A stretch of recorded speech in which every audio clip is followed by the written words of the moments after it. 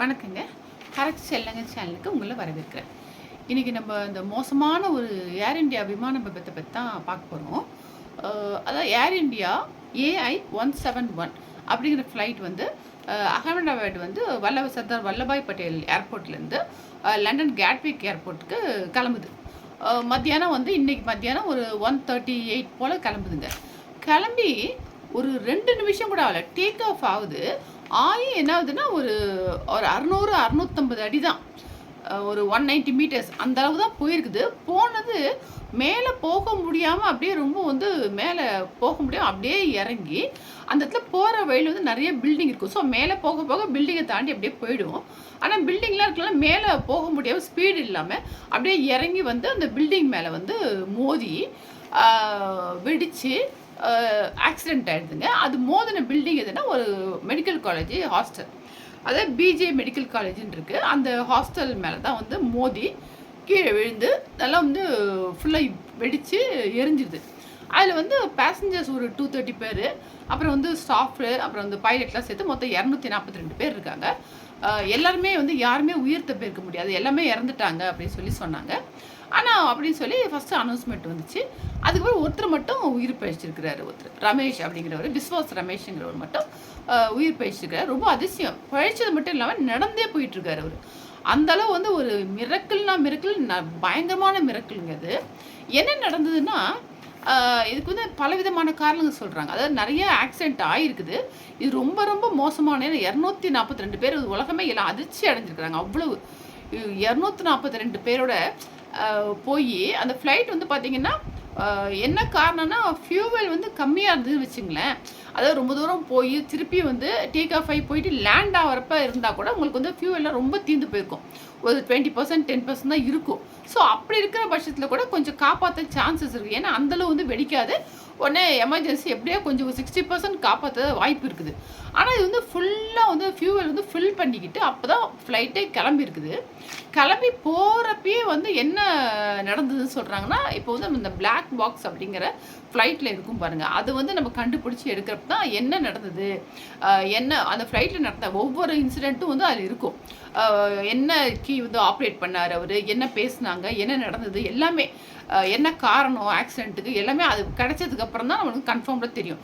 அது வரைக்கும் என்ன சொல்கிறாங்கன்னா, ஒவ்வொருத்தரும் ஒவ்வொன்று சொல்கிறாங்க. என்னென்னா ஃப்ளைட்டில் வந்து ஏதாவது பைப் லைனில் வந்து எதாவது கிராக் ஆகிருக்கலாம், இல்லை மெயினாக வந்து இந்த பேர்ட்ஸ் வந்து ஏதாவது வந்து மோதி இருக்கலாம். நிறைய பேர் பறவைகள் மோதும் கேள்விப்பட்டிருக்கோம்.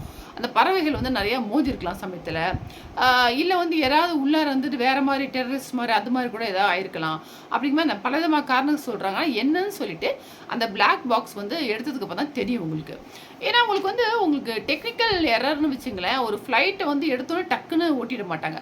அது ஃப்ளைட்டில் உள்ள ஒவ்வொரு பார்ட்டுக்கும், ஒவ்வொரு டிபார்ட்மெண்ட்டுக்கும், எலக்ட்ரிக்கல், எலக்ட்ரானிக்ஸு, இது மாதிரி நிறைய டிபார்ட்மெண்ட்டுக்கும் நிறைய இன்ஜினியர்ஸ் வந்து ஒவ்வொன்றா செக் பண்ணிவிட்டு ஃபுல்லாக பார்த்து அதுக்கப்புறம் வந்து அந்த ஹெட் இருப்பார்ல, அவர் வந்து ஓகே இது 100% ஃபிட், இந்த ஃப்ளைட்டு ஓட்டலாம் அப்படின்னு சொல்லி ஒரு சர்டிஃபிகேட் கொடுத்துருப்பாரு. அது கொடுத்ததுக்கப்புறம் தான் அந்த ஃப்ளைட்டை எடுக்க முடியும்.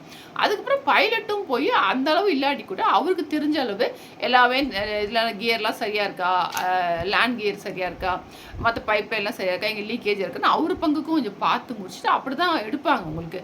ஸோ அந்தளவு வந்து அதுவும் அந்த ஃப்ளைட் வந்து டெல்லியிலேருந்து அகமதாபாத் வந்துட்டு இங்கேருந்து லண்டன் வந்து டைரெக்டாக வந்து போகிறதுக்கு கிளம்பிருக்கு. அதில் வந்த ஒருத்தர் கூட ஒரு விமானி கூட என்ன சொல்லியிருக்கிறாரு, அவருடைய எக்ஸ்பீரியன்ஸ் என்ன சொல்லியிருக்கிறாருன்னா, அதாவது ஆக்சுவலாக அதுக்கும் சம்மந்தம் கிடையாது. இருந்தாலும் என்ன சொல்ல, எனக்கு வந்து ஒரு அன்யூஷுவலாக தோணுச்சு. அதில் வந்து ஏசி சரியாக ஒர்க் ஆகலை, அந்த டிவி சரியாக ஒர்க் ஆகலை, ரிமோட் சரியாக இல்லை டிவியில், இதெல்லாம் பார்க்குறப்ப என்னமோ ஒரு அன்யூஷுவலாக தோணுன மாதிரி இருந்தது. ஸோ ஒரு இன்ட்யூஷன் மாதிரி தோணும்ல, அது மாதிரி அவர் சொல்லியிருக்கிறார். அது மாதிரி இருந்திருக்குது. அதுக்கும் இதுக்கும் சம்மந்தம் கிடையாது, அது மாதிரி சொல்லியிருக்கிறாரு அவர். அதில் அங்கே டெல்லியிலேருந்து அகமதாபாத் வரைக்கும் வந்தவர். ஸோ இது வந்து உங்களுக்கு எது வேணால் இருக்கலாம். உனக்கு வந்து பேர்ட்ஸ் வந்து மோதிச்சுன்னு வச்சுங்களேன், 2 இன்ஜின் மேலே மோதுறப்ப என்ன ஆகும்னா, அந்த இன்ஜின் அப்படியே ஃபெயிலியர் ஆகும், ஓட்ட முடியாது. ஸோ மேலே டேக் ஆஃப் ஆனப்போ அந்த ஸ்பீடு இருந்தால் தான் நல்லா மேலே போக முடியும். ஸோ ஸ்பீடு வந்து இன்ஜின் மேலே மோதுனா அந்த ஸ்பீடு அப்படியே ட்ராப் ஆகி ஸோ மேலே போக முடியாது. ஸோ அந்த எம்டி லேண்டு மாதிரி இருந்தால் கூட ஏதோ கீழே லேண்ட் ஆகிடலாம். கீழே வந்து கீழே நிறுத்தி அந்த ரன்வே மாதிரி இருக்கும், ஏதோ ஓடிக்கிட்டு ஏதோ கொஞ்சம் உள்ள பேசஞ்சர்ஸ் வந்து பழைக்கிறது கொஞ்சம் சாஸ் இருந்திருக்கும்னு நினைக்கிறேன். ஆனால் இது ஃபுல்லாக பில்டிங்காக ஆனதுனால ஒன்றுமே எங்கேயுமே வந்து அதை இறக்க முடியாது. அப்படிங்கிறப்ப அந்த பில்டிங் மேலே போய் இறங்கிட்டே வரப்போ பில்டிங் மேலே மோதிச்சு. மோதி அந்த ஃபியூவல் கம்மியாக இருந்தால் கூட கொஞ்சம் சான்சஸ் இருந்துக்கும். ஆனால் வந்து பார்த்தீங்கன்னா ஃபியூவல் ஃபுல் பண்ணிட்டு தான் போயிருப்பாங்க. போகிறப்ப அது அப்படியே பிளாஸ்ட் ஆகி அப்படியே வந்து அதில் எல்லாருமே வந்து இறந்துட்டாங்க. அதில் என்னென்ன மிரக்கல் பார்த்தீங்கன்னா, விஸ்வாஸ் ரமேஷ்னு ஒருத்தர் வந்து லைட்டாக காயத்தோடு பொழைச்சிருக்காங்க. அவங்க என்ன சொல்கிறது, அது உலகமாக அதிசயமாக தான் நான் நினைக்கிறேன்.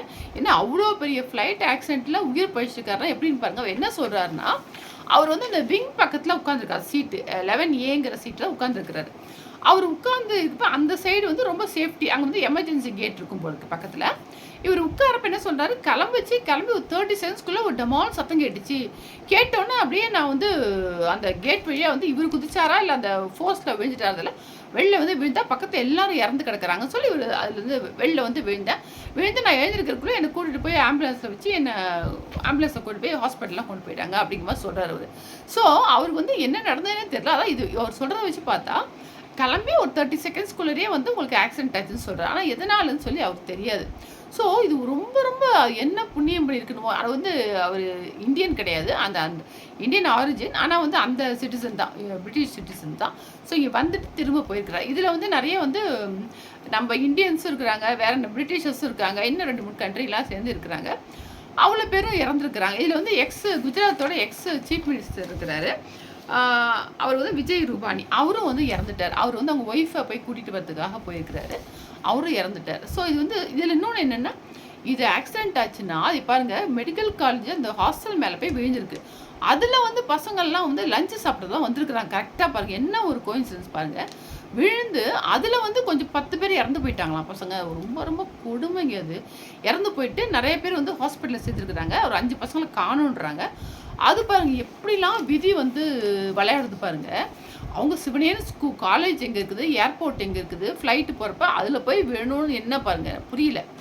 விழுந்து அதில் 10 பசங்க இறந்து போய் 40-50 பேர் வந்து ஒரு 62 பேர் இருந்தாங்களாம் ஹாஸ்டலில். அவங்களாம் ஹாஸ்பிட்டலுக்கு கூப்பிட்டு போயிருக்காங்க. எத்தனை பேர் இறந்து போனாங்கன்னு தெரியல. ரொம்ப கேட்கறதுக்கு ரொம்ப ரொம்ப கொடுமையாக இருக்குங்க. இது மாதிரி இல்லாமல் ஒரு விதி விளையாடும் பாருங்கள், எப்படிலாம் நடந்திருக்கு பாருங்கள். இதில் சில பேர் என்ன சொல்கிறாங்கன்னா, அதுவும் இல்லாமல் வந்து ரொம்ப எமர்ஜென்சியாக ரொம்ப ஷிப்பில் ஃப்ளைட்டில் என்ன பண்ணுவாங்களாம், ஒரு ரொம்ப இக்கட்டான நிலையில் காப்பாற்றணும், ரொம்ப எமர்ஜென்சிங்கிறப்போ ஒரு ஃப்ரெஞ்சு வேலை மேடேன்னு சொல்லுவாங்களாம். அது மாதிரி ஒரு இன்ஸ்ட்ரக்ஷன் கொடுத்துருக்குறாங்க, பைலட் கொடுத்துருக்குறாரு. மேடே அப்படின்னா ரொம்ப ஏதோ சீரியஸாக ஆயிருக்குது, ரொம்ப அர்ஜென்ட்டாக உதவி தேங்காம சொல்லியிருக்கிறாரு. அதுதான் லாஸ்ட்டாக வந்தது தான். அதுக்கப்புறம் வந்து எந்த இதுவுமே கிடையாது. அதனால் வந்து இப்போ எல்லாம் ஃபுல்லாக விசாரணை பண்ணிகிட்டு இருக்காங்க. பிளாக் பாக்ஸை தேடிட்டு இருக்கிறாங்க. நம்ம ஹோம் மினிஸ்டர் அமித்ஷாவும் அங்கே போய் பார்த்துருக்குறாரு. பார்த்துட்டு என்னென்ன வேலை செய்யணுமோ எல்லாம் பார்த்துருக்குறாங்க. அந்த இறந்தவங்களோட உடல்லாம் வந்து அது எரிஞ்சதுனால அவங்க அடையாளம் கூட காண முடியலையா, அவ்வளோ கொடுமையாக இருக்குது. அவங்களால ஒரு 100-150 பாடி எடுத்துக்கிறாங்க, பாக்கி எல்லாம் எடுத்துகிட்டு இருக்கிறாங்க. ஸோ பிளாக் பாக்ஸை தேடிட்டு இருக்கிறாங்க. ஸோ இதில் வந்து இவ்வளோ பேர் இறந்துருக்குறாங்க ஒன்றில். அதில் வந்து அந்த ஒருத்தர் மட்டும் பொழைச்சவருக்கு எவ்வளோ இதாக இருக்கும் பாருங்கள். அவர் நடந்து போயிட்டே ஒரு காலை ஊனி நடந்து போயிட்டே பேசுகிறாங்க. ஏனுங்க அவ்வளோ பேர் அந்த பக்கம் அவ்வளோ செத்து கிடக்குறாங்க. ஒருத்தர் வந்து ஒரு லேசான காயத்தோடு, இது என்ன ஒரு இதுன்னு புரியல. இந்த பக்கம் இவ்வளோ கொடூரம், இந்த பக்கம் வந்து அவர் என்ன அதான் சொல்கிறேன், என்ன புண்ணியம் பண்ணியிருப்பாரோ, எந்த ஜென்மத்தில் புண்ணியம் பண்ணாரோ என்னவோ தெரியல. அது நம்பவே முடியல. நிஜமாக அவர் அதுலேருந்து தான் பொழைச்சிருப்பாலாம் கூட எனக்கு கேள்வியாக இருக்குது. அந்த அளவு நடந்திருக்குது. அவ்வளோ கொடூரமான ஒரு விபத்தாக இருக்குது. இப்போ பிளாக் பாக்ஸை தேடிட்டு இருக்காங்க. அதில் தேடி அதில் என்ன வந்து இருக்குதுன்னு சொன்னால் தான் நாளைக்கு தான் நம்ம விவரம்லாம் தெரியும். இன்னொன்று வந்து ஒரு ஃப்ளைட்டை வந்து எடுத்தோம்னா அவங்க எப்படி பைலட் ஓட்டுவார்னா, உங்களுக்கு ஏர் டிராஃபிக் கண்ட்ரோல் ரூம்லேருந்து என்னென்ன சொல்கிறாங்களோ கைட் பண்ணுறாங்களோ அது பிரகாரம் தான் அவங்க போவாங்க. ஏன்னா போகிறப்ப மேகங்கள் இருக்கும், எதிர்த்தாப்புல ஆப்போசிட்டில் வர ஃப்ளைட்டு கூட வரலாம். அப்படிங்கிறப்ப உங்களுக்கு வந்து அவங்க இன்ஸ்ட்ரக்ஷன் கொடுத்துட்டே இருப்பாங்க. அது பிரகாரம் தான் அவர் போயிட்டுருப்பார். ஸோ அந்த இன்ஸ்ட்ரக்ஷன் கொடுக்குறப்ப என்ன இது மாதிரி அதான் இன்ஸ்ட்ரக்ஷன் கொடுக்குறப்ப இது மாதிரி மேடேன்னு சொல்லியிருக்கிறாரு. அது அவங்களுக்கு போச்சா, ரிசீவ் பண்ணாங்களா மெசேஜ் என்னன்னு தெரியல. ஸோ இப்போ வந்து அதுக்கப்புறம் வந்ததுக்கப்புறம் தான் நமக்கு தெரியும் என்ன நடந்தது என்னன்ட்டு. இதில் வந்து நல்லா என்ன சொல்கிறாங்கன்னா, அது வந்து விசாரணைக்கு வந்து கண்டிப்பாக வேறு ஏதாவது ஹைஜாக்கர்ஸ் மாதிரி இறந்துருப்பாங்களா என்னன்னு சொல்லி சந்தேகமாக இருக்குன்னு சொல்கிறாங்க. ஸோ உங்களுக்கு விவரம் பிளாக் பாக்ஸ் கடைஞ்சி விவரம் தெரிகிற வரைக்கும் உங்களுக்கு நிறைய வந்து இது மாதிரி ரூமர்ஸ் பரவிட்டு தான் இருக்கும். அது வந்ததுக்கப்புறம் தான் நம்மளுக்கு தெரியும் என்ன இருக்குதுன்னு சொல்லிட்டு. ஸோ இது வந்து அவங்க இறந்தவங்கலாம் ரொம்ப அவங்க குடும்பம்லாம் அப்படியே ஹாஸ்பிட்டலில் மோதிட்டு இருக்காங்க. அவ்வளோ பேர் அவங்க பாடி எங்கன்னு சொல்லி அலையிறாங்க.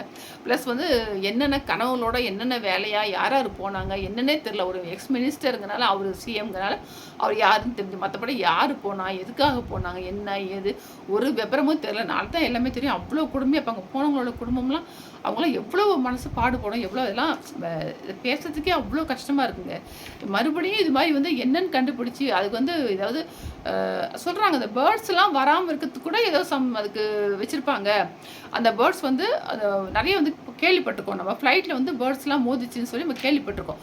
அது மோதாமல் இருக்கிறதுக்குலாம் சில சவுண்ட்ஸ்லாம் வச்சு ப்ரிகாஷன் மாதிரி பண்ணி அதுக்கு ஒரு இது பண்ணிகிட்டு இருக்கிறாங்க அப்படின்னு சொல்லி சொல்கிறாங்க. ஆனால் இது மாதிரி இந்த ஏர்போர்ட்டில் அது மாதிரி ஃபெசிலிட்டி இருக்குதா இல்லையான்னு கூட தெரியல அப்படிங்கிற மாதிரி சொல்கிறாங்க.